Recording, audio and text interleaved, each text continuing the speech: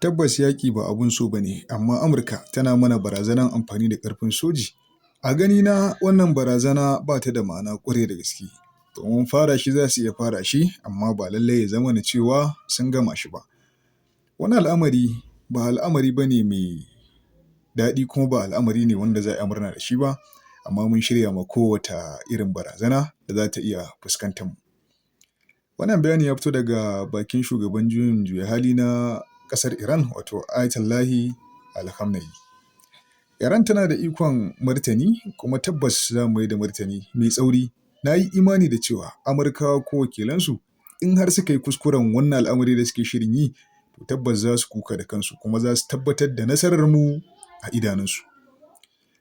Tabbas yaƙi ba abin so ba ne kuma abu ne mai muni.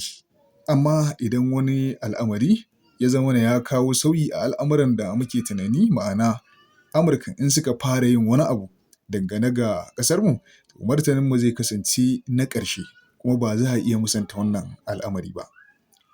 Maganar da Ayatollahi Al-Khamenei ya yi tana ɗauke da saƙonni masu ƙarfi ga Amurka da abokan haɗin gwiwarsu, musamman wannan lokaci da ake ganin ana ƙara samun takaddama a ɓangarori guda biyun.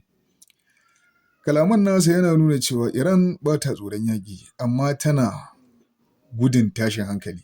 Wannan kuma yana nufin cewa Iran tana son zaman lafiya, amma ba za ta yarda da zalunci ba. Wannan irin magana tana nufin gargaɗi kai tsaye ga Amurka cewa idan ta fara kai wani farmaki na soji, to lallai za ta ga martani mai tsanani wanda zai iya haifar da babbar hasara a ɓangarenta da ɓangaren abokan hulɗarta.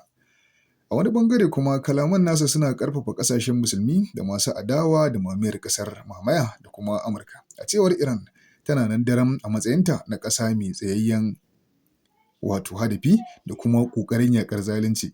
Sannan hakan yana iya ƙara ƙarfafa tsarin tsaro na ƙasar Iran ɗin da kuma nuna cewa ƙasar ba za ta bari a keta mutuncinta ba ko kuma mutuncin wanda take tare da su ba. Ko da kuwa hakan yana nufin shiga cikin farmakin ne ko takaddamar kai tsaye. Wannan jawabi dai yana nufin gargaɗi ga Amurka da abokan hulɗarta da kuma ƙarfafa gwiwa wa al'ummar Iran, kuma ƙara tabbatar da matsayin Iran ɗin a matsayin ƙasa mai tsayin daka a ɓangarori da dama na duniya, musamman gabashin duniya da kuma al'ummar Falastinu da ake zalunta kamar yadda Said ɗin ya bayyana. ‘Yan uwa me ke shirin faruwa ne?